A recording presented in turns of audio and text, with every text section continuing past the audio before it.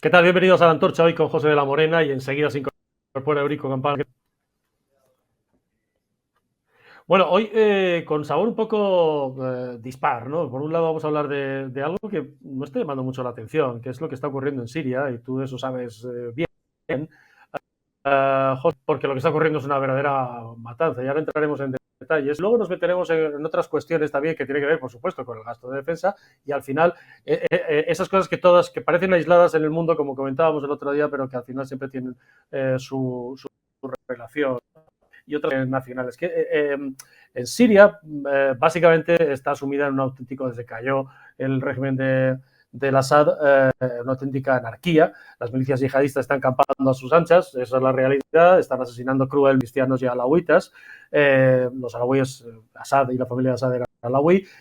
Según las fuentes, unos cifran que en los últimos 48, 72 horas han podido ser asesinadas entre 1.000 a 7.000 personas, incluidas mujeres y niños. Las imágenes que les vamos a poner son las más suaves que hemos encontrado. Por ejemplo, esto es la humillación previa a que a que estas personas sean asesinadas por las milicias yihadistas.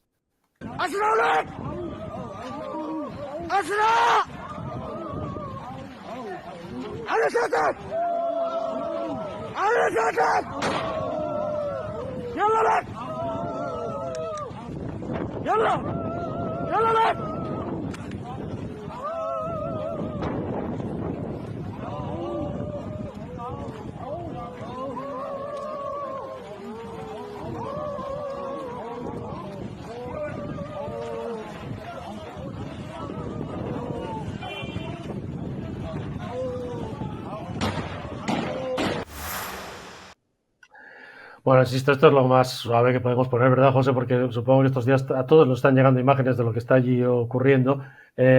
Occidente saludó, ya iremos a los detalles, pero primero de todo porque cayó de repente el Assad después de tantos años, qué tiene que ver Rusia con esto, y después, si esto camina a un estado tiene toda la pinta como la propia Libia, y de ahí, ¿quién va a sacar trozos de pastel? Porque lo que parece es que, bueno, lo que se ha hecho en Siria es, digamos, vaciarla completamente ya de un Estado, y a partir de ahí cada uno que coja su parte según sus propios intereses. Pero José, lo primero de todo, para el que no esté en esta historia, ¿por qué de repente después de tanto tiempo cae el Assad?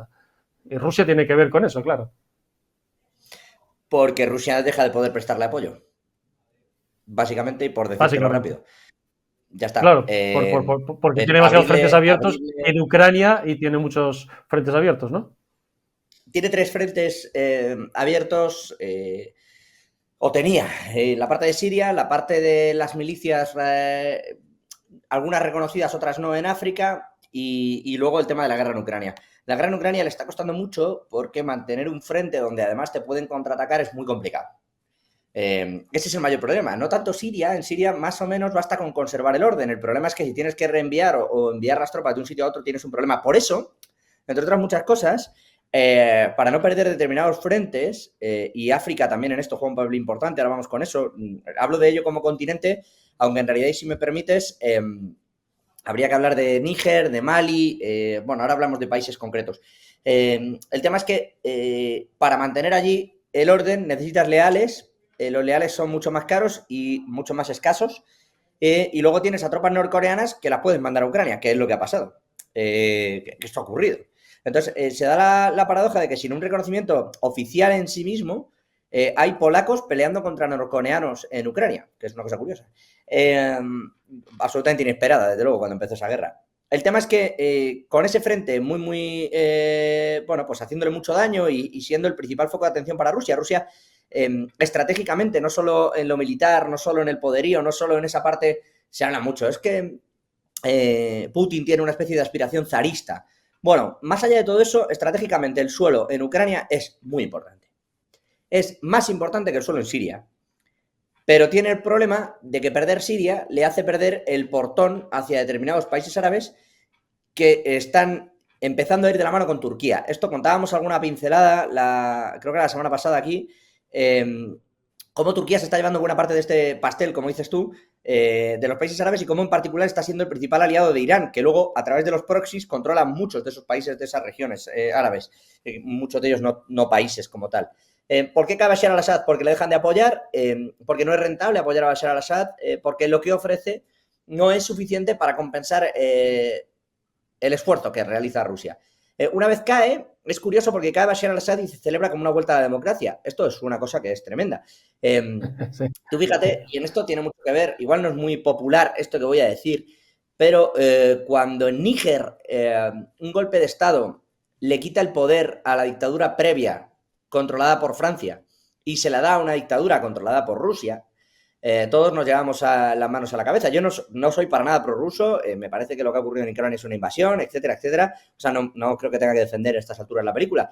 Pero sí que hay que criticar un poco ese ojo occidental al que le parece bien que haya un dictador en Níger cuando es nuestro, entre comillas, y cuando lo que paga es las grandes nucleares francesas, y nos parece fatal que el dictador que llega sea ruso. Y yo no sé qué pensábamos. Si pensábamos que al caer Bashar al-Assad iba a instaurarse una democracia basada en los principios helenos de esa democracia, valga la redundancia, íbamos listos. Quiero decir, el que llegó ahí llegó con una formación yihadista específica, con formaciones de regulares que partían del Estado Islámico. Allí hay una mezcla espectacular de culturas dentro de... Porque ponemos ahí islamistas, bueno, es que todo es Islam en buena. El problema es que hay etnias, hay muchas luchas raciales, luchas religiosas internas y mucha vendetta. Y esto tiene que ver también con quien ha dominado durante muchísimo tiempo. Piensa que allí, en esas luchas raciales, y esto pasa en casi todos los estados de esa zona, así gobernados, digamos que hay clases sociales basadas también en aspectos religiosos. Si cae la casta superior y cae el control, lo que va a llegar no es la democracia, sino la casta de abajo dándole la vuelta a la tortilla. Eso es lo que estamos viendo. Entonces, cuando celebramos que eran más moderados y que se ponían un traje, quiero decirte, en realidad no. Vienen de donde vienen y va a pasar lo que va a pasar. Hablas tú de entre 1.000 y 7.000. Bueno, oficialmente y con confirmaciones en el entorno de esos 1.500, aunque debe haber muchos más sin ninguna duda, paquete difícil, confirmación oficial, lo que sí son más de 700 civiles. Entonces, bueno, pues ya está, ya llegó lo que tenía que llegar, ya convencieron a la comunidad internacional de que había que irse de allí porque tenían traje y parecían moderados y una vez terminado de convencerle, pues vamos con lo que vamos. Claro, porque el presidente interino es Ahmed al-Shara y su grupo, se lo voy a resumir, el HTS, ¿no? Y el HTS, cuyo líder también, Abu Mohamed al-Golani, pues viene de una mezcla entre Daesh y Al-Qaeda. Fue combatiente de Al-Qaeda, pero también del Estado Islámico. Yo quiero que vean quién es este individuo, porque, por ejemplo, ya se ha paseado vestido de corbata por ejemplo, aquí lo tienen ustedes con el ministro Álvarez, y de hecho el presidente interino Al-Shara va a ser invitado el lunes que viene a una cumbre que hay en la Unión Europea en Bruselas. Ahora van a ver enseguida lo que era este señor hace muy poquitos años, porque lo van a ver enseguida, de la corbata al aspecto que tenía. ¿Qué les ha convencido? ¿De qué les ha convencido el nuevo líder sirio de facto, que es Al-Golani? Pues por un lado, su mensaje anti-Irán. Esto ha gustado a Siria y esto ha gustado a Estados Unidos. Pero claro, fíjense, porque este que ven ustedes ahí, la parte izquierda es Al-Golani hace 0, años. Esto es posterior a 2017 y la parte derecha es Al-Golani que va ahora visita al ministro Álvarez y va a visitar a la Unión Europea. Claro, lo que hay ahora mismo es un mare magnum de grupos islamistas dentro de Siria que se supone que el nuevo gobierno provisional va a intentar meter en vereda, pactando con las fuerzas armadas sirias para ir conformando un Estado e intentando controlar. Pero lo cierto es que ahora mismo lo que se están produciendo, lo que hay es un descontrol absoluto, y que en ese descontrol el hueco lo van cubriendo. Por ejemplo, pues Israel se ha asegurado la franja siria de los Altos del Golán, que es lo que le faltaba por asegurarse, que es un lugar con un valor estratégico y militar enorme, porque desde el punto más alto, que son 2.800 metros, se ve Damasco a 60 kilómetros, porque desde allí se controlan mucho mejor, era un punto ciego de la defensa de los misiles iraníes, y porque desde ahí controlan al sur del Líbano y a las milicias de Hezbollah. Quiero decir que aquí lo que huele esa caída es a un pacto, digamos, no escrito entre todos de, bueno, vamos a ver, dejemos esto vacío y a partir de aquí pues vamos a ver, vamos a conformar una nueva Siria en función de los intereses y los colchones de cada uno. Los... Sí, los Sí, sí. intereses... Tú, al explicar el tema de Israel, en realidad explicas buena parte de lo que ocurre aquí. Por ejemplo, a las milicias kurdo-sirias que pudieran enfrentarse precisamente a este nuevo orden, no sé si quieres llamarlo régimen o como lo quieras llamar, a la nueva autoridad, vamos a llamarlo así, que hay en Siria, que se han dado en llamar Administración Autónoma del Estado Sirio, por si acaso queremos darle ya el nombre oficial. Bueno, las milicias kurdo-sirias han aceptado disolverse y unirse precisamente a Damasco. Y entonces, ¿qué vemos? Si las milicias que se unen a esto son de origen kurdo y con formación militar iraní, pues uno entiende bien lo que se está conformando ahí. Entonces, ¿qué hacía Rusia con Bashar al-Assad? Tener un control, una especie de tira y afloja para con Irán de qué se iba a hacer en la zona y qué no se iba a hacer. En beneficio de Rusia, evidentemente, no es que fuera tampoco un control fantástico para todo el mundo. Esto es lo que ha perdido y es lo que quiere retomar Irán. Entonces, Irán se quiere hacer fuerte en esa parte porque, como dices tú, ha perdido la parte de los Altos del Golán, la parte de los hutíes, que a veces le llaman los rebeldes hutíes, bueno, son los hutíes, no hay más. En esa parte del Mar Negro tampoco consiguieron hacer mella a Israel. Es evidente que Gaza es un terreno perdido, que lo es también Cisjordania por cómo está dispuesto y por cómo aborda el territorio mediante la creación de pequeñas bases de colonos Israel. Y luego está Solo Libio, que tú decías, bueno, quieren controlarlo. Claro, quiere hacer una cosa parecida. Tú piensas que Hezbollah en Libia opera paralelamente al Ejecutivo. Hay un ejército más poderoso incluso que el del Ejecutivo oficial. Y lo hace vinculado a Irán. Es exactamente lo que quiere crear, solo que ya directamente en el poder ha estado durante mucho tiempo generando esas milicias y ahora fíjate cómo las va a disolver y en un plazo de 9 meses estarán todos unidos, es decir, antes de que acabe 2025, Irán habrá unificado los distintos grupos proxies que tenía allí, que a ver cómo sale eso, porque de una cosa parecida nació Estado Islámico, pero bueno, habrá unificado todas estas milicias y en lugar de tener N proxies, tendrá un Estado al que acudir e ir y venir. ¿Qué está consiguiendo y por qué hablamos de esta recepción oficial por parte de Europa, etcétera, etcétera? Porque la idea es que, a pesar de estas matanzas que ahora estamos conociendo y todo lo que está ocurriendo, esto no dure mucho y se establezca un canal oficial de comunicación para dar autoridad a la Siria actual y a ese Estado que digo que se llama Administración Autónoma del Estado Sirio, por lo que quieren darle esa oficialidad en todos los países occidentales, de manera que no haya, como puede verse después, objeciones al gobierno en sí. Es decir, te puede parecer bien o mal, pero vas a respetar su gobierno. Y es un paso para Irán muy importante porque sería un gobierno respetado en Occidente que, sin embargo, es de su cuerda. Claro, lo que pasa es que, fíjate, el asunto es Occidente, bien. Ahora saludamos, fíjate la foto de Álvarez con este señor, que ya lo hemos visto, que daba miedito hace nada, antes de ayer prácticamente, ¿no? Esta es la típica estupidez occidental. Aparte de que hay intereses ocultos, por supuesto, en el reparto de Siria, lo has explicado perfectamente, digamos, de la mitad para arriba, a ver si Irán consigue pues mantener su influencia como la tenía ahora sobre el régimen del Assad, y de la mitad para abajo, pues si Israel amplía su colchón, ¿no?, de seguridad. Pero esta es la típica estupidez occidental, te pregunto. Quiero decir, siempre nos salen ranas este tipo de experimentos, porque al final todos estos que vienen de la barba y del turbante y se pasan a la corbata, terminan tarde o temprano la barba y el turbante y dándonos por todos lados. Es un riesgo nuevo, esto ha pasado ya 1000 veces y además yo recuerdo, decías tú hace un momento, claro, José, decías tú, buena tontería, está por ejemplo con Níger, este tipo de golpes de Estado que en África, donde hemos hablado muchas veces, ¿no?, se juega la riqueza de los minerales, ¿no?, el control de los minerales, pero claro, yo recuerdo más viejo que esto, ¿no?, yo conocí y estuve en el Zaire de Mobutu, Sese Seko, y cuando entraban las tropas de Laurent Kabila por el oeste decían, ya llega la democracia occidental al Zaire, que luego se llamaron República Democrática del Congo. Claro, es que medir por nuestros parámetros occidentales y europeos este tipo de situaciones, gente que tiene además unos conceptos de, digamos, lo que es la lealtad, incluso los valores y del tiempo muy diferentes, pues yo creo que Occidente puede estar pifiándola en Siria.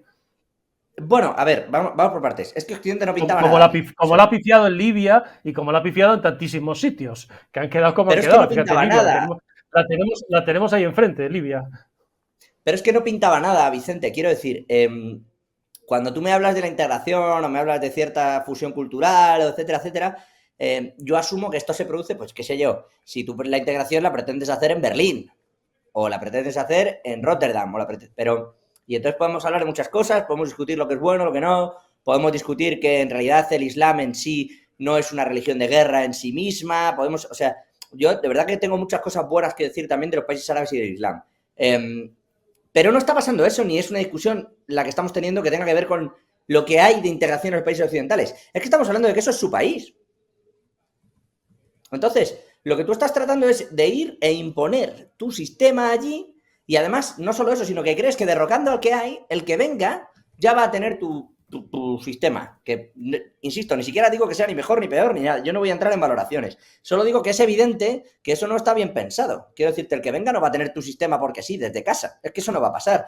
Y es lo que tú dices. No, mira, viene la democracia. No, viene lo mismo, pero de otro color. Y ya está. Esto funcionaba muy bien antiguamente cuando no había redes sociales. Y esto va a sonar a perogrullo, pero y cuando las cosas se manejaban desde inteligencia, particularmente la CIA. Entonces, sin redes sociales y con este tipo de movimientos, a cualquier país occidental le bastaba con contar lo que quería contar en donde fuera, llámalo New York Times, llámalo Washington Post, llámalo como quieras, y entonces ya ahí estaba la versión de la realidad que tú querías y fin de la película. Y nadie mandaba un vídeo de lo que estaba ocurriendo allí con el tipo al que tú habías puesto que era otro dictador. Entonces eso no pasaba. Ahora pasa y entonces al occidental le cuesta asumir mucho que eso esté ocurriendo con alguien a quien has puesto tú. Pero no hay que olvidar que el que está ahora no le hemos puesto, ni le ha puesto nadie de nosotros, ni le ha puesto el propio Claro. Álvarez. El problema es que se nos ha llenado la boca con eso y nos hemos precipitado abiertamente, porque es evidente que allá existen guerras de muchos tipos, insisto, raciales, religiosas y de clase, las tres a la vez en el mismo país. Es evidente que el que llega no va a estar en paz, no lo va a dejar estar. Entonces, ¿qué hará? Pues su Claro, propia limpieza, su propio... Y es lo que está ocurriendo. Si tú armas al de al lado, esto el de es, al lado tiene nuevas armas, se carga el que había antes y sigue camino. Eso es lo que está pasando.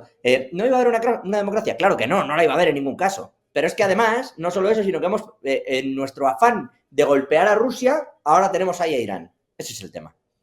claro, fíjate, de todos modos, es un poco, porque Bashar al-Assad era un superviviente todavía de la famosa primavera árabe, de las primaveras árabes. Claro, El y yo único que recuerdo quedaba. el entusiasmo occidental y europeo con las primaveras árabes, que llegaba la democracia. Y alguien dijo, y no recuerdo quién lo podía buscar, pero yo no sé si fue Kissinger, el propio Kissinger, quien dijo, sí, bueno, todos los que estaban allí eran, perdonen ustedes, unos hijos de puta, pero eran nuestros hijos de puta.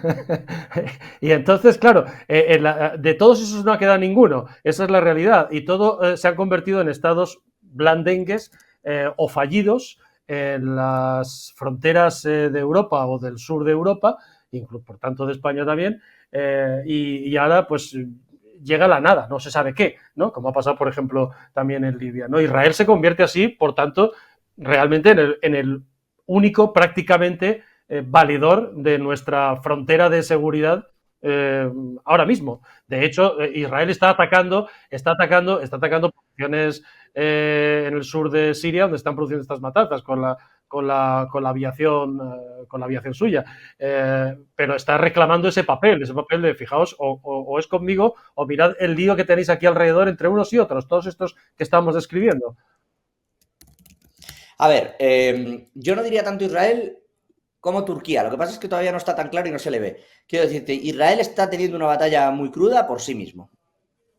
Y creo, y en mi opinión te lo diré, para lo bueno y para lo malo, que ya sabes que siempre te lo digo todo, que está sobrepasando también muchas líneas rojas. Pero está haciendo su particular batalla. Y en medio de eso ha decidido lo que quiere y está tirando a eso.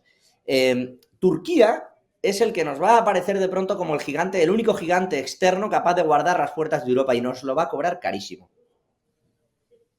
Ellos y Marruecos. Y lo de Marruecos, ojito, porque en 5 o 10 años va a ser un país importantísimo en la estrategia internacional, está cobrando mucho peso porque la parte de defensa que trata de armar Estados Unidos frente a Rusia en esa parte norteafricana es Marruecos. Entonces Marruecos va a ser una puerta que no va a vigilar Europa porque nos la va a vigilar Estados Unidos, así que la abrirán y cerrarán cuando les venga en gana. y Turquía nos lo va a cobrar, ya te lo digo yo, como si fuera nuevo, no como si lleváramos años y años en esto. Así que ahí vamos a tener un problema importante. Entre tanto, la lucha que tienen abajo es entre Irán e Israel. Y por eso Irán lo que está haciendo es rearmar otro núcleo como es este. ¿Lo va a conseguir? Tiene toda la pinta. ¿Lo va a validar el terreno internacional? Lo va a validar el terreno internacional sin prácticamente ninguna duda. Por cierto, que esto que decías, esta frase que decías, que seguro que Kissinger se quiso referir a eso, pero que originariamente viene, yo qué sé, el detallito te dejo, de una frase de Roosevelt, que referido a Somoza decía lo de será un hijo de puta, pero nuestro hijo de puta, ¿no? Ella en Nicaragua. Nunca dijo esa frase. De la época Siempre de los se le golpes. atribuye esa frase, Sí. pero nunca la dijo. O sea, nunca, Roosevelt jamás pronunció esa frase. Se la dijo así, pero nunca dijo aquello. O sea, Ya. Bueno, José, veremos. En cualquier caso, queríamos acercarnos y aproximarnos a esta situación que está pasando un poco desapercibida y a mí me llama la atención que pase desapercibida, ¿no? Que ante un hueco como un país en Siria, donde este tipo que ven ustedes es el nuevo hombre fuerte, a la izquierda hace nada, antes de ayer, y a la derecha ahora, y que ha recibido con todos los se honores. supone que es todo lo detestable por Occidente y es justo. Es que las fotos que estáis poniendo en bucle son absolutamente. Claro, ves el montaje y luego ves la foto final y entonces, pues bueno, caben un montón de preguntas ahí, desde luego. Sobre todo porque la experiencia pasada, la cantidad de tipos como este que se han hecho fotos así, venían de aquello y luego nos han salido rana y lo estamos pagando mientras Rusia, en fin, Irán y los chinos van tomando posiciones en todo el mundo, especialmente en África. Bueno, José, te dejamos. Oye, mil gracias. Queríamos solamente charlar un poquito contigo de esto. Un abrazo fuerte. Siempre es un gusto, ¿eh? Se nos quedan muchas cositas en el tintero, pero siempre es un Sí, gusto, lo Vicente. sé, pero no tenemos tiempo nunca. A ver si un día con más tiempo. Venga, un abrazo. Oye, Eurico Camparo, ¿cómo estás? Es un abrazo, José, después de hacía tiempo que no coincidíamos y encantado de Es estar verdad. contigo, como siempre, Vicente. Cierto, sí. Aquí estamos, al pie del cañón. Dejamos a José de la Morena y ahora, un abrazo, José. Oye, ¿a ti te sorprende, Eurico? Porque, claro, nos llama la atención lo que está pasando en Siria, las brutales matanzas que están cometiendo esta gente sobre pues básicamente la población alawí y la población cristiana, y que pasan completamente desapercibidas. De aquí no sabemos absolutamente nada, ¿no? Prácticamente, ¿no? Bueno, vamos a ver, fíjate, yo esta mañana en la retaguardia charlaba con un buen amigo, uno tiene que promocionar a los amigos y que además tienen la virtualidad de ser no solamente una de las personas que más sabe y mejor conoce todo el área yo siempre lo llamo Oriente Próximo, ¿no? Ya sé que comúnmente aquí lo conocemos como Oriente Medio por esta manía que tenemos de traducir a veces regular tirando a mal a los americanos, ¿no? Oriente Próximo, que es Carlos Paz. Pero Carlos Paz además conoce Siria, y no exagero en absoluto, como la palma de su mano. Y conoce, Siria es un laberinto, bueno, como me he incorporado tarde, porque llegaba corriendo de otra reunión, supongo que José lo ha explicado, que José también sabe muchísimo acerca de Siria y acerca de todo este área y de todos estos países. Siria es un laberinto endiablado de etnias, de religiones, de distintas facciones, de apoyos internacionales. Siria ahora mismo es evidente, es un Estado, ni siquiera es un Estado fallido. Siria ahora mismo no es un Estado. Era evidente desde que se produjo, desde que se derrocó al Assad, que bueno, pues los Estados Unidos y los países que nos tenemos soberbia y estúpidamente por occidentales y que miramos a determinadas zonas del mundo siempre con el mentón muy levantado, queriendo arreglarles la vida, pues lo que estábamos haciendo era entregar el poder, o lo que se hizo por parte de las grandes potencias occidentales, era, bueno, pues derrocar a un tipo extraordinariamente controvertido y con muchísimas zonas de sombra como era Bashar al-Assad, pero sustituirlo por una cuadrilla de asesinos. Estabais poniendo antes en bucle unas fotos, yo me fijaba por deformación profesional de algún oficio que realicé en el pasado, yo me fijaba en bueno, en la arquitectura facial del tipo y sobre todo en los ojos. Pero tenéis una foto con doble pantalla, tenéis una compo hecha del tipo con media cara vestido de militar y trajeado. Los ojos, fijaos en los ojos del tipo con el traje negro y la corbata verde. Ahí lo veis todo. En ese ojo izquierdo, que además es la parte, toda expresión, todo rostro tiene una parte masculina y una parte femenina, ahí veis todo. Son auténticos, bueno, llámalos guerrilleros, llámalos terroristas, llámalos criminales. Esta es gente toda ella que, en fin, no quiero abundar demasiado, ¿no? Porque me has preguntado además por los medios. Esta gente ha matado a personas y ha torturado a personas con sus propias manos, ¿no? Les ponen un traje y tal. En cuanto a la ignorancia de los medios, que era tu pregunta, Siria es un país que no interesa en absoluto, no interesa para nada. ¿Por qué? Pues porque no tiene recursos naturales, porque en cambio Irán sí interesa y mucho, Arabia Saudí interesa y mucho, Jordania ha sido siempre un país considerado quizás el más próximo de la zona y con cierta simpatía por muchos países occidentales. ¿Qué te voy a decir de todos los Emiratos que tienen petróleo en cantidades absolutamente industriales y que nos interesan y nos interesan mucho? Siria es un estado, como en su día nos ocurrió con el Líbano, que era, pues bueno, hasta hace 40 o 50 años, un país, un estado absolutamente desarrollado, era pues como la Francia de la zona, y después los dejamos abandonados a su suerte, y así está Siria, y me temo que así va a seguir durante mucho tiempo, porque además es un conflicto, una guerra que para explicársela al respetable hay que invertir muchísimas horas y hacer mucha pedagogía, como acaba de hacer José de la Morena, como hacía esta mañana en Periodista Digital conmigo Carlos Paz, y no es sencillo de entender, y con el tipo de público generalista que tenemos, que normalmente la información internacional se le hace menos digerible que nuestras pequeñas miserias internas, y más en determinadas zonas en las que los medios tenemos efectivamente la culpa de no incidir y no explicárselo bien a la gente, pues el personal se queda con 4 mantras de Twitter, de 4 titulares y punto y final. Me da mucha pena porque lo que están haciendo ahora mismo, sobre todo con los cristianos, es una auténtica masacre. Bueno, es una masacre, ya lo sufrieron en Alepo, han venido sufriendo en Alepo, y yo creo que hemos tenido todos testimonios cercanos que lo hemos podido directa o indirectamente vivir, lo que han sufrido, lo que están sufriendo los cristianos. Es un verdadero genocidio lo que se está produciendo en esa parte del mundo, de los cristianos. Es un genocidio absoluto de los cristianos. Con crucifixiones incluidas y con imágenes terribles. Que, bueno, pues terribles. Terribles.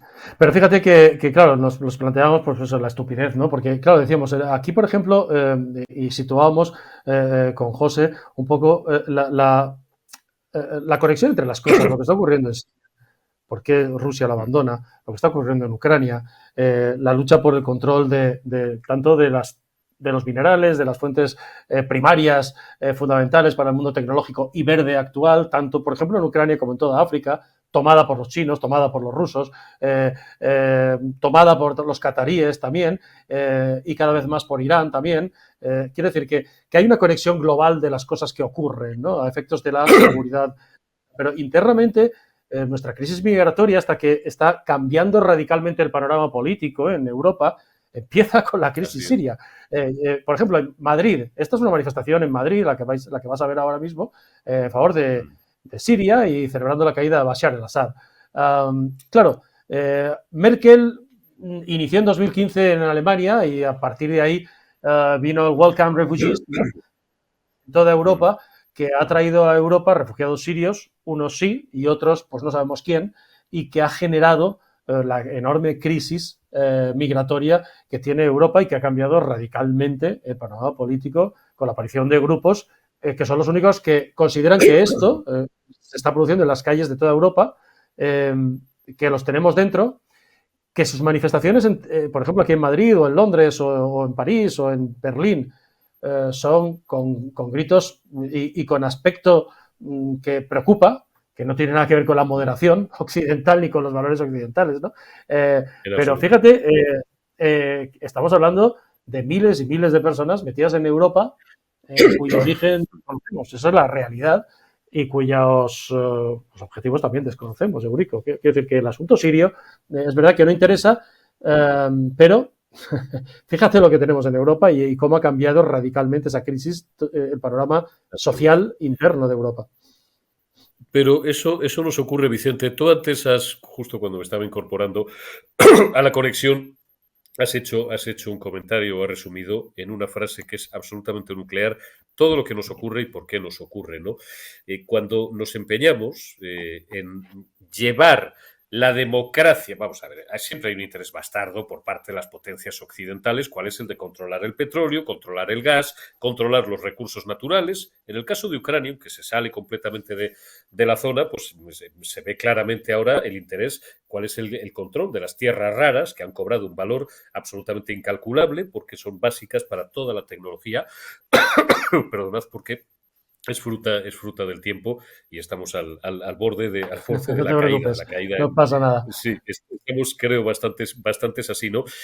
Hay unos intereses bastardos, pero luego, además, está esa prepotencia, esta soberbia occidental de vamos a arreglarles la vida a estos países, a estos salvajes, a estos tal, y vamos a llevarles nuestro modelo democrático. Nos ha ocurrido el ejemplo más claro, y tú lo sabes bien, mejor que la mayoría, porque tú y nuestro común y admirado amigo Alfonso Rojo y los 5, los 6 o los 7 que estuvisteis allí durante muchos años. Afganistán es un ejemplo paradigmático. Queremos implantar un sistema de valores conforme al cual creemos que debe desenvolverse una democracia, un Estado moderno, un Estado de Derecho, y no es su código, no es su arquitectura mental, no es su cultura. Por tanto, acabamos siempre fracasando y dejando 10, 15, 20 años después un desorden muchísimo mayor que el que había cuando llegamos, entre comillas, cuando llegan las potencias occidentales. Ocurrió en Irak. En Irak hemos visto 2 guerras del Golfo. ¿Qué es ahora mismo Irak? Pues Irak es lo que es, un caos absoluto. Afganistán se convirtió en un caos absoluto. Toda esta zona es un auténtico caos. Y cuidado, está siempre el primo de Zumosol detrás, Irán, que es, bueno, un estado tremendamente controvertido, pero que es una potencia nuclear. Es decir, mucho cuidado. Eso son palabras mayores. Claro. Una potencia nuclear, no sé si reconocida plenamente, porque esa es la madre del cordero, pero vamos a dejarnos de tonterías. Meterse ya con Irán sería desestabilizar por completo por otra parte, nuevo desorden mundial que tenemos. Por tanto, no sé si es que no escarmentamos los líderes, los sucesivos líderes que van llegando a países de mucha más envergadura, desgraciadamente, que España. Hablo de Francia, hablo de Gran Bretaña y hablo sobre todo del tío Sam, del tío Donald o del tío Gilito, como le empiezan a llamar algunos, esa pulsión que tienen de pasar a la historia como no salvapatria, sino como salvamundos, pues al final nos deja este tipo de consecuencias. ¿Quién sufre? Claro. Venga, voy a ser muy original y un poco demagogo, pero es la realidad. Todos esos pueblos, la población civil, que es la que sufre la miseria, el hambre, la ruina, el atraso económico y en muchos casos genocidios como el que se está produciendo en los últimos días en Siria, con unas escenas, insisto, que son irreproducibles, ni siquiera verbalmente, absolutamente terribles, auténtica carnicería. Claro, fíjate que yo le contaba a José, pues por ejemplo, mi experiencia en Zaire, cuando era Zaire, antes de ser Congo, la República Democrática del Congo, yo conocía a Mobutu Sese Seko. Te estaba escuchando. Y cuando entra Laurent Kabila, apoyado por las potencias occidentales, generalmente además por empresas del primer mundo, generalmente belgas, francesas, holandesas, en Centro Europa, para ocupar aquello, pues se hablaba de la democracia y tal. Yo conocí la guerra de Liberia. La guerra de Liberia básicamente era por el control de la enorme plantación de caucho para los neumáticos de los coches que tenía, por ejemplo, la Firestone en Liberia, ¿no? Quiero decir, todo eso ha desaparecido y ahora está controlado por lo hemos abandonado. Eso que es además la puerta de entrada de la masa migratoria, que es una nueva arma, esa masa migratoria en el Sahel hacia el norte de Europa, y lo controlan los Wagner rusos ahora mismo, porque Francia ha desaparecido, y lo controlan además grupos islamistas peligrosísimos, ¿no? Y el sentido del tiempo, decías tú lo de Afganistán, claro, en Afganistán es que ellos esperaron, ellos esperaron y dijeron, bueno, pues ya se irán, efectivamente, es que tiene un sentido del tiempo, y decías tú, el sentido de la cultura. Claro, si vemos las imágenes otra vez de Madrid, toda esa gente que ha venido a Europa trae esa cultura. Por ejemplo, en cosas tan absolutamente nucleares para nosotros como el respeto a la mujer. Y no vienen con ninguna intención, en su inmensa mayoría, de cambiar su cultura y su forma de vivir. Vienen aquí a vivir con su forma de entender la vida, incluido el respeto o la falta de respeto, por ejemplo, por citar una cosa solo, a la mujer, ¿no? Y eso es un problema muy grave. Es un problema gravísimo y hemos sostenido muchísimas veces y por fin muchos, cuando digo muchos digo millones de personas, no solamente en España, sino en el resto del mundo.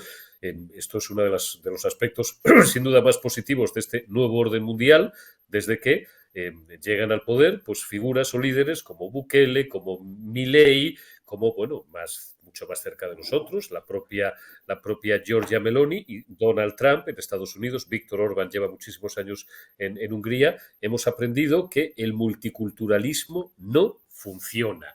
No funciona, no es ni bueno ni malo, es como los Reyes Magos, son los padres, es mentira. Lo lamento si nos está escuchando, espero que no, algún niño. Acabo de reparar en ello. El multiculturalismo no funciona. Tú hablas del respeto a la mujer, en general el respeto a la legalidad vigente, a los códigos legislativos vigentes en cada uno de los estados a los que llegan con voluntad, bueno, pues de buscar una vida mejor o de lo que sea, y ellos lo saben. Hay aspectos colaterales que no son menores, son ramificaciones de este tronco básico, que es el que estamos exponiendo, que es el no respeto a la ley, porque además para ellos la única ley que funciona es la Sharia, donde lo religioso y los aspectos civiles están absolutamente imbricados, son la misma cosa, sino que luego se derivan en comportamientos políticos. Aquí tenemos tradicionalmente, bueno, la segunda creo que es Rumanía, ¿no? Y también venezolanos y también colombianos, pero creo que la colonia más numerosa,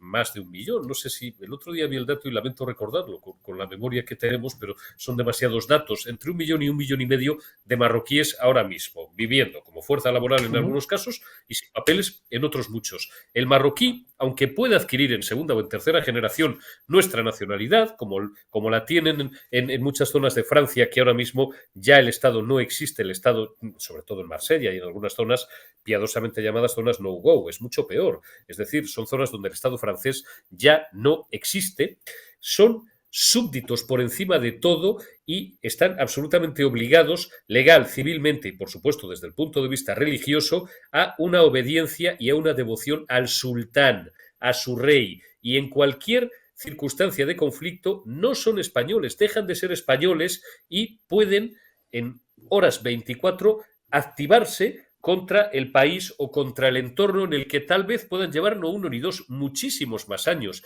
Y esto es algo que se soslaya, que se pasa por alto, y esto no es racismo, esto no es ni bueno ni malo, es así. Y cuanto antes seamos conscientes de esta realidad, antes tendremos los mecanismos necesarios para admitir o darle un cauce a una inmigración legal y regulada que puede ser necesaria ante otro desastre, otra catástrofe. Claro, es que el tema es eterno, ante el envejecimiento de la población, no solamente en España, sino en toda Europa, pero desde luego no una apertura masiva como hizo estúpidamente, y lo has recordado muy bien, en 2015 Angela Merkel, porque eso nos lleva, en primer lugar, al desorden. De aquellos polvos estos lodos. Y en último término, a la desaparición de Europa como la hemos conocido en los últimos 25 siglos, como desde el punto de vista geográfico, como entidad política, como entidad legislativa. Europa son 3 cosas: el derecho romano, la filosofía griega y la cruz. Y todo eso está en auténtico peligro real de desaparición, pero no dentro de un siglo, como tú y yo sabemos bien, y todos los que nos escuchan. Dentro de 10 claro, o 15 fíjate además años, que con los nuevos desafíos, con estos desafíos, los nuevos riesgos de seguridad, que además lo hemos hablado 1000 veces, ¿no? Donde España empieza a dejar de contar esa importancia estratégica del estrecho en esos nuevos desequilibrios, del nuevo desorden mundial, empieza a contar Marruecos para Estados Unidos, para las grandes potencias, Marruecos, Israel, empieza a contar Turquía muchísimo, por supuesto, ¿no? Y además eso va avanzando, porque hace poco, y creo que aquí lo hemos comentado, como el puerto de Algeciras, que ha sido un puerto desde el punto de vista logístico fundamental en el estrecho, para el tráfico del estrecho, ha ido desapareciendo, y comentábamos cómo la gran logística Maersk pasó de Algeciras el mes pasado a Tánger, y empieza ya a haber preocupación en Rota sobre la posibilidad de que Estados Unidos realmente establezca una nueva base militar que se complemente primero y luego sustituya a Rota, con lo que supondría más en términos económicos y estratégicos, en Marruecos, en la costa de Marruecos, con lo cual vamos pintando cada vez realmente menos. Y en este ambiente, con todo lo que estamos describiendo, que es un mundo tan complejo, en el que no hay orden, hay un gran desorden, pues hoy hemos tenido una reunión fundamental y tenemos en el gobierno pues a gente, pues mira, como ella, como ella y como él. Ahí está. Ahí estamos, o sea, Ahí la estamos en sus tiene. manos, Ahí la en este tiene. mundo tan complejo, ahí estamos. Esto, para que ustedes lo entiendan, como son el presidente de gobierno y la vicepresidenta, y entonces se han hecho esta ridiculez de imágenes para reunirse para lo del gasto militar, ¿no? Y se han hecho un vídeo, Eurico, ahí están los dos sonrientes como si se reuniera, yo qué sé, no sé, el primer ministro de alguien, no lo sé, de dos países diferentes. Bueno, Yolanda Díaz ha dicho que, pues que a Sánchez que Sumar no apoyará más gasto militar, ¿vale? Y que la amenaza, atención, es el cambio climático. Entonces, Es claro, absolutamente estúpido. en Es ese la mundo tan infantilización complejo de que la hemos política. descrito, ¿tú te sientes seguro viendo a estos dos? En ese mundo tan complejo que No, estamos describiendo, que está cambiando a pasos agigantados, más el mundo no, tecnológico, digital, etcétera, etcétera. Y estos dos aquí en su mundillo, en su micromundo. sí, pero eso es un micromundo, claro, pocas bromas, vamos por partes, tienes toda la razón, pero pocas bromas, porque este micromundillo que a ti, a mí y a millones de españoles, con unos niveles de cultura política más que razonables, que se sienten parte de la sociedad en la que vivimos, que nos sentimos españoles, eh, como, como, como, como, en fin, la nación más antigua de Europa y como algo que ahora mismo está en peligro, la propia unidad de España, estoy yéndome para volver y para hablar de seguridad, estos han hecho su negocio de, valga el palabra, estupidizar a la gente. Pedro Sánchez, que no es precisamente un intelectual, ni muchísimo menos, pero es de todo menos imbécil, y ella, esa Hello Kitty de la política, que es Yolanda Díaz, con unos niveles de formación y alfabetización funcional más que dudosos, pues pretenden, y lo malo es que lo consiguen, crear un discurso. Bueno, en el caso de Pedro Sánchez sabe que es un discurso falsario y estúpido. En el caso de ella no lo tengo claro. Me gustaría saber qué clases, si es que las dio alguna vez, daba esta individua de derecho del trabajo, ¿no? Un discurso, pues, de asamblea de facultad, pero no de ahora, de los años 80, donde se vuelve a movilizar a la gente, y lo malo es que hay millones de idiotas, y digo de idiotas porque fueron los mismos que nos intentaban en 2003 con las manifestaciones del no a la guerra, que tú y yo estábamos allí en la Puerta del Sol y que salían con pancartas y tal y no sé qué, que siguen ahora, en fin, saliendo a Tocha a hacer el payaso todos los fines de semana y nos siguen intentando convencer de que si quieres, como decía ayer Maillo, este nuevo que han sacado ya hace un tiempo de Izquierda Unida, en fin, yo que conocí y bien personalmente, porque me hice 3 campañas electorales con él, a Julio Anguitas, y levantar la cabeza y ver a los idiotas, y nunca he sido comunista, pero era un tipo al que podía respetar porque era un titán y un coloso intelectual. A Maillo diciendo ayer esto de si quieres la paz, prepárate para la paz, y todas estas chorradas infantiles para niños de primaria, o ves a esta hablando ahora del cambio climático, de la sostenibilidad. Se está imponiendo un discurso de verdad y no es broma, y estos de hace meses, no recuerdo a quién fue al primer idiota o a la primera idiota a quien se lo escuché, o si lo recuerdo, pues en fin, no vamos a extender el ventilador. Creo que fue a una que ahora es comisaria europea, pero como no estoy seguro, a una nuestra digo, no voy a pronunciar su nombre, hablando de las guerras con criterio, y los directivos y los, en fin, responsables de las grandes consultoras, empezando por las Big Four y por las grandes empresas, porque en otra faceta, en otro aspecto de nuestra faceta profesional, tenemos a veces que hacer algún informe y algún papel para ver si sacamos de ahí vida inteligente, hablando de las guerras con criterio efectivamente sostenible y del daño que hacen las guerras al planeta. Y vamos a terminar con balas, Vicente, ecosostenibles y con bombas y con misiles y con drones ecosostenibles que no sean contaminantes y que dejen la menor huella de carbono posible. Estamos en manos, de verdad, y perdón por si me pongo un poquito lenguaraz, estamos en manos de idiotas. Y lo malo es que sigue habiendo millones de incautos, voy a abandonar ya el diccionario del llorado y genial Camilo José Cela, estamos,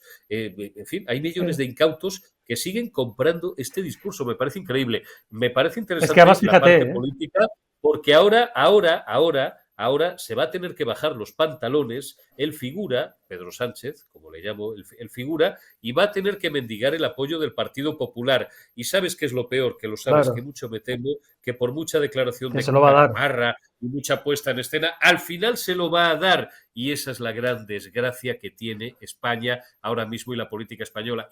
Porque Sánchez tiene fecha de caducidad, es decir, no va a ser eterno. Claro. Y después, ¿te acuerdas cuando decíamos aquello de, o decían, porque tú y yo éramos muy jóvenes o casi niños, ¿no? Y después de Franco, ¿qué? Pues mi gran preocupación ahora, y nuestra gran preocupación debe empezar a ser, no si este va a estar un año más o va a agotar hasta el 2027, 2 años es pasado mañana, y después de Sánchez, ¿qué? Y después de Claro, Sánchez, ¿qué? fíjate, Eso es lo que a mí me fíjate, preocupa de todo. por partes. Ahora iremos a lo del PP porque te iba a preguntar, claro, ahora veremos si el PP le toca salvar a los soldados. Pero yo creo que veas esta entrevista de Pedro Sánchez en 2014, que todos recordamos. Sí, la Sobra el famosísima. Ministerio de Defensa.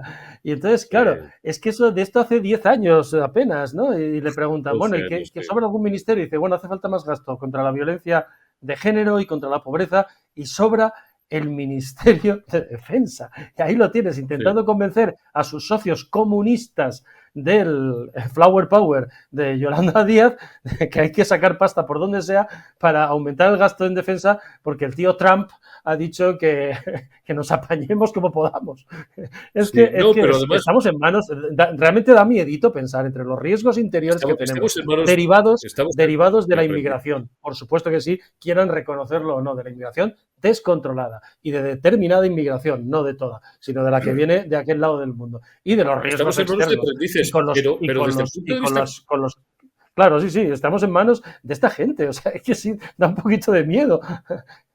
Cuando pase, el huracán habrá pasado. ¿Y en qué posición va a quedar España en mitad de todo este huracán que está ocurriendo en el mundo? A los pies de los caballos, como Cagancho en Almagro, porque luego hay otro debate no menor y que también es el debate. Es decir, vamos a ver, se lo ha dicho ya, y tengo muy poca simpatía por el personaje, por esta señora tirando a ninguna, se lo ha dicho ya Ursula von der Leyen, que ahora, pues claro, se alinean con el que manda, pues en fin, no es Trump el objeto de este debate, pero 2%, y después entre un 3 y un 3,5%. Y dicen aquí estos listos, empezando por el figura, que tienen una jeta que llega hasta la otra biblioteca que tengo enfrente, y dicen, sí, pero con cargo a fondos europeos. No, oiga, no. Hasta el 2% lo va a financiar usted. ¿Y con qué condiciones, además? Con un respaldo parlamentario para que, una vez que tengamos acreditado que tiene usted ese respaldo parlamentario, y el jueves decía otra cosa el figura muy diferente en el último Consejo Europeo a la que ha dicho o a la que lleva repitiendo ya desde el fin de semana, y en fin, hoy estamos todavía a martes, ese respaldo parlamentario tienen ustedes que acreditarlo, que el figura no lo tiene, por no tiene ni presupuestos, no tiene una partida presupuestaria en donde incrementar ese gasto, que yo me tomé la molestia de hacer los números, para subir del 1,28 al 2% del PIB ahora mismo, hacen falta de aquí a junio a julio 10.000 millones de euros, redondeando unos 2.500 millones de euros en cada uno de los meses que quedan. Para llegar al 3,5, en cuyo caso podríamos tirar de fondos europeos, pero, insisto, acreditando un respaldo parlamentario que este tipo no tiene, vamos a tener muy serios problemas. Y bueno, pues a quien Dios se la dé, San Pedro se la bendiga, porque por otra parte estamos haciendo una gestión de fondos europeos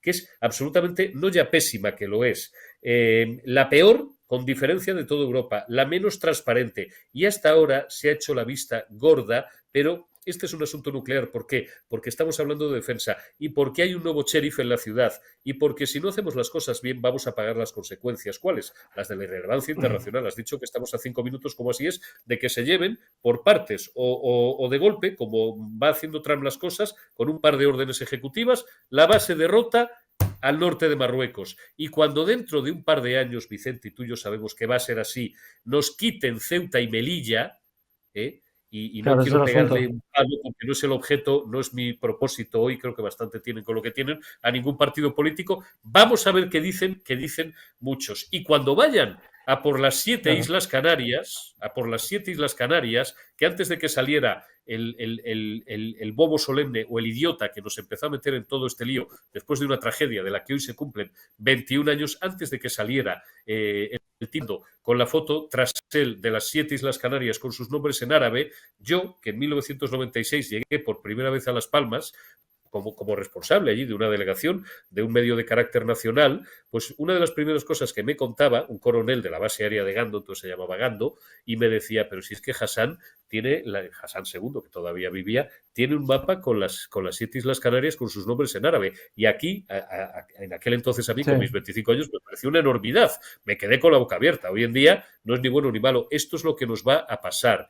Y esto es lo que nos va a pasar. Porque ahora mismo efectivamente es un penene a nivel internacional ya. Un penene como los profesores numerarios y un pelele a nivel internacional. Por culpa de Porque Pedro en ese Sánchez, sentido del tiempo, por ejemplo, el mundo que los marroquíes, en ese sentido del tiempo que los marroquíes, pues para decir que tienen el mismo que tienen los afganos, quiero decir, pero el objetivo nunca lo pierden, el día que, y mientras tanto Estados Unidos sigue rearmando de manera potentísima a la aviación y a la armada marroquí, pues y el Sáhara está lleno de minerales y las aguas de frente del Sáhara están llenas de minerales y etcétera, etcétera, pues el día que ellos vean el momento de montarse una marcha verde sobre Ceuta y Melilla, o viene y no pasará nada porque además tendrán el respaldo del tío o tenemos el respaldo del tío Sam, o las veremos canutas, porque además no estamos bajo el paraguas de la OTAN, con lo cual las veríamos canutas. Pero fíjate, hoy dices lo del 11M, ¿no? Y a efectos de salvar o no salvar,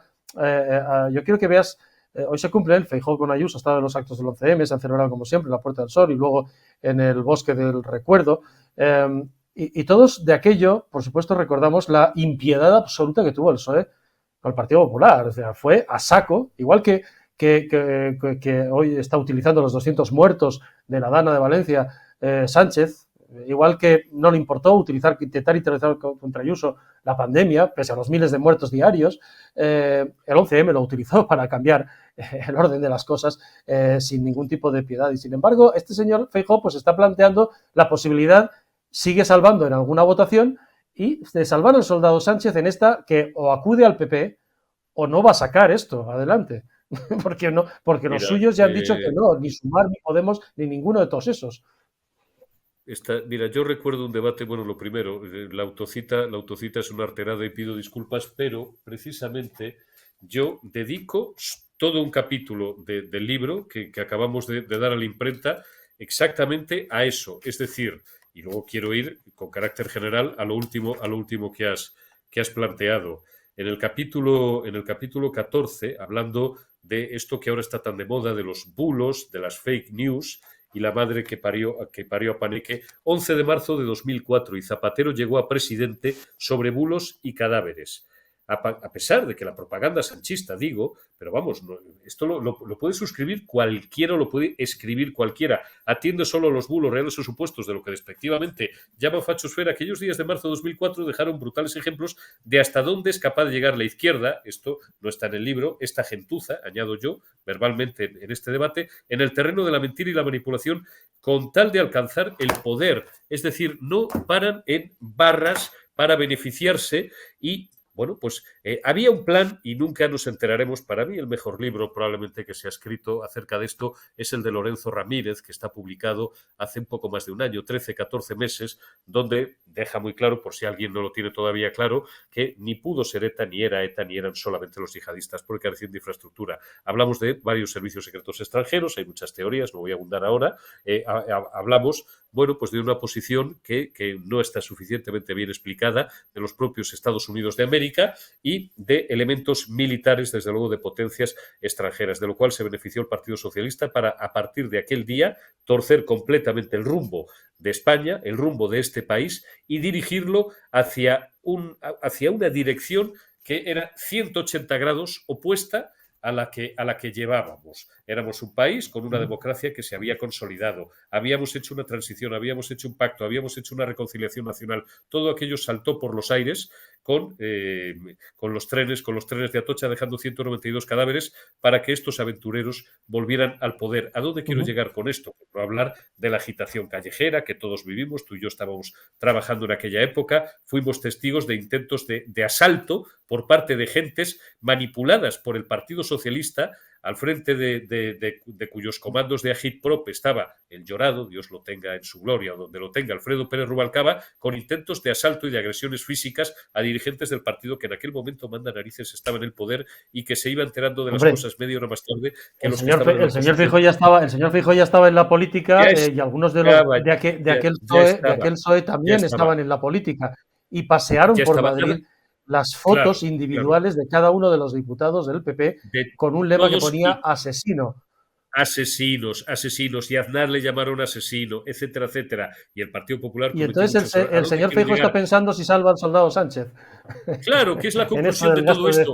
Y lo dijo muy claramente. ¿Te acuerdas? Hace un par de meses que teníamos también una antorcha, que estábamos con Jaime González y Jaime decía, mientras estos, los del Partido Popular, van con flores a María, los otros disparan con bala permanentemente. El problema es que Sánchez es un killer. Es un tipo sin escrúpulos, es un jugador al que le da igual jugar con la baraja marcada o sin marcar, arriesga, apuesta todo o nada, juega al límite del reglamento, entra con los tacos por delante y entra, en fin, y no da un balón por perdido. Y estos, y digo estos, en este caso el Partido Popular, porque Vox, que es la tercera fuerza política de España, no me quiero olvidar de ella, pero tiene...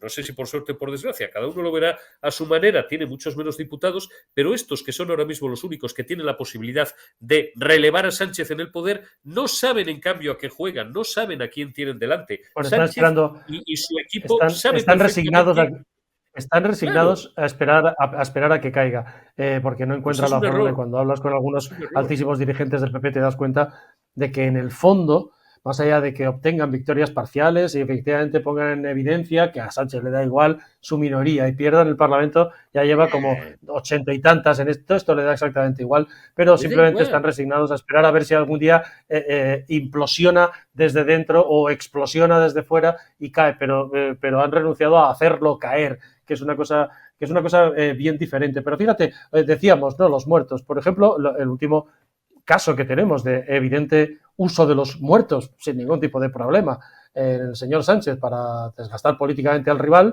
pues es Valencia y la Dana, ¿no? Está ocurriendo, es evidente que está ocurriendo, ¿no?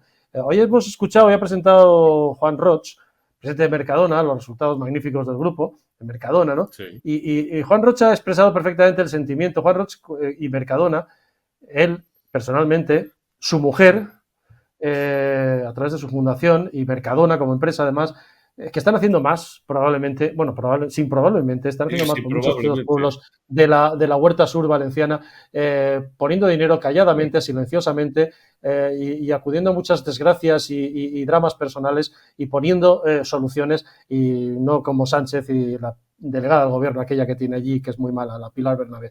Pero claro, ha dicho algo Juan Roch, que es, yo creo, que lo que expresa perfectamente el sentimiento de los valencianos en aquellos días, ¿no? Y ha dicho, nos sentimos absolutamente, vamos a escucharlo, desamparados por todas las administraciones. Y atentos a la segunda parte, porque dice, y ahora, 4 meses después, lo que vemos y escuchamos es que no hay un plan, no hay una coordinación, y no la hay porque básicamente, digamos, el hermano mayor, eso lo añado yo, no lo ha dicho el señor Roch, el primo de Zumosol, que es el Estado, no tiene ningún interés. Está esperando a que el hermano pequeño, que es la autonomía, o sea, el señor Mazón, caiga. Esto es lo que ha dicho Juan Roch. Lo primero, que 1 millón de españoles nos sentimos desamparados. Los 4 primeros días fueron nefastos. La gente que estaba en los distintos, lo que más recuerda es que se acostaban por la noche y al día siguiente aquello parecía un desierto. Y creían que iba a venir gente, y los únicos que aparecieron por allí, pues algunas empresas que nos lanzamos y muchísimos voluntarios. Pero la sociedad, o sea, lo que más nos vimos, el 1 millón de españoles, es desamparados. Y nosotros creemos que como sociedad, los 49 o 48 millones de españoles pagamos nuestros impuestos y lo tenemos que pagar, y tenemos que pagarlo todos con mucho orgullo, porque lo necesitamos para los servicios que necesitamos de toda la sociedad en conjunto, pero lo que no vimos es ni agilidad en la respuesta, ni coordinación. Para nosotros ha fallado la gestión de las distintas administraciones públicas. De todas las administraciones públicas era muy difícil, nadie nos esperábamos la dana o la gota fría y era muy difícil la reacción. Pero para eso pagamos impuestos. Lo que nos hemos sentido es desamparados. Pero es que es más, es que hoy que ya hemos reconstruido, que ya se ve después de 4 meses y casi 15 días, ya se nota y se nota otra vida en la zona cero y vas viendo, aunque dan signos, si vais, y yo creo que todo el mundo lo que tiene que hacer, por lo menos, es visitarlo una vez en su vida, la zona cero, para darnos cuenta, ¿no? Pero lo peor de todo no es eso, es que no hay un plan conjunto de futuro, porque lo único que se hacen es pelear entre las distintas administraciones. Claro, pero ahí dice una cosa, yo creo que, bueno, el sentimiento ese de desamparo que tuvimos los valencianos en esos días, ¿no? Pero luego dice 4 meses y medio después, ¿no? Es decir, es que no hay un plan conjunto, pero claro, es que este plan conjunto tiene que partir de la buena voluntad de las dos partes, que son la Administración Central, Gobierno Central y Gobierno Autonómico. El Gobierno Autonómico depende básicamente, con todos los enormes y gravísimos errores que ha cometido Carlos Mazón y su equipo de gobierno, pero tiene que haber un hermano mayor, un Estado dispuesto a con buena voluntad unir fuerzas, ¿no? Y sacarlo adelante. Y esa es la realidad es que no es así, es que Pedro Sánchez no tiene ningún interés, está esperando que se ahogue, ahogarlo económicamente y esperando, ¿no? a que se queme en su hoguera a Carlos Mazón y ya está. Y luego dice el señor Rocha una cosa que me llama mucho, dice, alguien debería ir una vez al menos debería ir a la zona cero, ¿no? No sé si esto se lo ha dicho así por decirlo, sí. Como, bueno, pues cualquiera debería ver aquello como lo que ha sido, ¿no? O se lo ha dirigido a alguien que todavía no ha pasado por allí. Va dirigido a quien no ha pisado la zona cero porque escapó como una rata cobarde protegido por sus escoltas, mientras el jefe del Estado, la reina doña Leticia y Carlos Mazón, por cierto, pues se quedaban, y lo hemos destacado hasta la saciedad, se quedaban allí dando la cara y aguantando la lógica indignación. La propia recuerda la frase de doña Leticia, ¿no? Claro, si es que por lo menos tienen el derecho a expresar toda su rabia, no recuerdo la literalidad, pero toda su rabia y toda su indignación. Estamos esperando que el figura todavía, el presidente del gobierno, ¡guau!, más social de la historia, un gobierno que hace historia cada día con cualquier chorrada, normalmente en la mayor parte de los casos además nociva para los intereses de los españoles, pues tenga la gallardía que eres el presidente del gobierno de tu país, como me decía el otro día en la entrevista que nos concedió, periodista digital, nuestra buena amiga común, Ana Rosa Quintana, que eres el gobierno del presidente del gobierno de tu país y que está en tu sueldo, por ser vulgar, el que te chillen también, y a lo mejor te chillan las 2 primeras veces, pero la tercera ya no. No puede ser que el presidente del gobierno no pueda salir a la calle, porque entonces algo está fallando, o está malo el jamón o está malo el pobre, como decía aquel cachondo. Yo y tú hiciste un editorial durísimo que tuvo pues una barbaridad, no sé si 150, 200.000 visualizaciones o 300.000, en el que decías las verdades del barquero, porque además se te notaba dolido como valenciano y como alguien que le duele su tierra, que le duele el sufrimiento de decenas de miles o de cientos de miles de paisanos, de valencianos, y algo más. Hubo una negligencia culpable, voy a tener mucho cuidado con las palabras, o una presunta negligencia criminal culpable por parte del gobierno de la nación, que no es que no enviara por un mal cálculo, por una cuestión de que esto, no estamos preparados, vaya lío, ha habido un fallo de organización. No quiso enviar, prohibió al ejército salir los 4 primeros días. Coño, hay una base militar en Bétera que está, ¿a cuánto está Vicente de Valencia? 10 a 15 kilómetros. A 15 kilómetros. Tú lo sabes mucho mejor que yo. Estaban que se subían por las paredes, tenían órdenes, hablo del ejército, pero hay un grupo de bomberos de Bilbao que conocimos todos, que en 2, o creo recordar que hasta en 3 ocasiones, voluntariamente intentaron ir a ayudar, porque los bomberos están preparados para eso, y por 3 veces, por 2 veces no, por 3 veces, se les dio la orden, sus mandos les dieron la orden de que se dieran la vuelta a Bilbao, de que no fueran. Se podían haber ahorrado la mitad, por lo menos un centenar de muertos, si el ejército hubiera estado allí a la media hora y podía haber estado. ¿Por qué? Porque tenemos a un tirano sin escrúpulos en la presidencia del gobierno al cual le da igual, le da absolutamente igual, y cuidado Fiscalía, que nada de lo que estoy diciendo es criminalizable, ni querellable, ni tal. Estoy dando una opinión de lo que yo creo que pasa por su cabeza. Me da la sensación de que le da igual que mueran 100 o 200 españoles con tal de que se joda, con perdón, un presidente de una comunidad autónoma que es del Partido Popular. Ese es el resumen simple, escueto, pero así de brutal de la realidad de lo que pasó.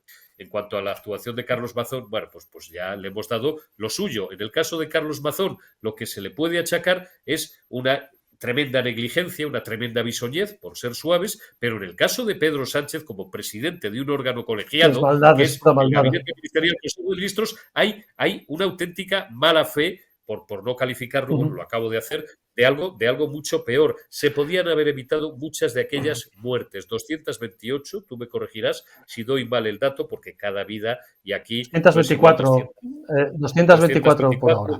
Sí. Y luego sigue habiendo inexplicablemente algún desaparecido. 224 muertes registradas que al menos la mitad se podían haber evitado. Y luego ya podíamos entrar en la secta climática, en la estupidez de las políticas planetarias del cambio climático, de no limpiar los cauces, de no limpiar los ríos, y de la madre que parió Panique, porque la mayoría de la gente no murió por una riada, murió porque la acumulación de basura, de ramas, de piedras, fue tan brutal que de repente muchos ingenieros, gente, nosotros no lo somos, pero gente con una acreditada cualificación técnica lo ha certificado así, se produjo de repente una explosión brutal que se llevó todo por delante. Y esa es la realidad. Y el que la quiera reconocer, porque es el puro sentido común que la reconozca, y el que no, pues tiene un problema. Bueno, el caso es que, por lo pronto, y este es el ambiente, esta es la diferencia entre un gobierno que va desde los tiempos que decíamos, hoy que es 11M, ¿no? Y antes, pero hoy que es 11M particularmente, ¿no? De un PSOE dispuesto a usar la muerte si es necesario para llegar al poder o para mantenerse en el poder, y un Partido Popular pues que sigue. Ahora sabemos, y en ello estamos abriendo en OK Diario con eso, bueno, pues que se confirma efectivamente Sánchez va a recibir el jueves a Feijóo con esto del gasto de defensa. Hoy que hemos visto a Feijóo en ese acto precisamente del 11M con Ayuso y con Almeida, y le va a conceder unos 20-30 minutos, igual que a Bildu, al líder de la oposición, bueno, al líder de la oposición no, al ganador de las elecciones, que se nos olvida. Y además, por lo visto, por lo que está publicando Segundo Sanz en OK Diario ahora mismo, pues el jefe de gabinete de presidencia del gobierno, Diego Rubio, pues se ha puesto en contacto con la jefa de gabinete del líder del PP, Marta Varela, ha dicho que pues que vaya, que hablen de lo que quieran, porque no le va a presentar ningún informe, ni nada, ni un plan concreto sobre el que hablar. Pero ¿no? le va a pedir el apoyo parlamentario. Le va a pedir apoyo parlamentario. Así a ciegas, y ya está. Y estos primaveras, por no llamarles otra cosa, pues a lo mejor hasta se lo dan. Sí, seguro. Pues probablemente, ya veremos, a ver qué pasa. Pero vamos, debería decir que no. Y que se meta sus incoherencias internas y que se lo resuelva Junts, el de Puigdemont, o que se lo resuelva Yolanda Díaz, o que se lo resuelva quien quiera, pero que el PP, el mismo PP que ha sufrido al PSOE como lo sufrió en el 11M, el mismo PP que está sufriendo en Valencia ahora frente al PSOE, pues que se resuelva a Sánchez sus incoherencias y que busque, que siempre encuentra alguna salida. Pero bueno, eso es lo que hay ahora mismo, que le ha trasladado que no le va a dar ningún informe previo sobre el que hablar ni cuentos, que vaya allí un ratillo y que luego recibirá los de Bildu. Bueno, a ver si el PP se hace respetar y el señor Feijóo se hace respetar también, que representan a millones de ciudadanos. Bueno, Eurico, mil gracias. Gracias. Exactamente. Eurico, un abrazo fuerte. Un abrazo grande, gracias cuídate a ustedes, y gracias a nuestros espectadores también.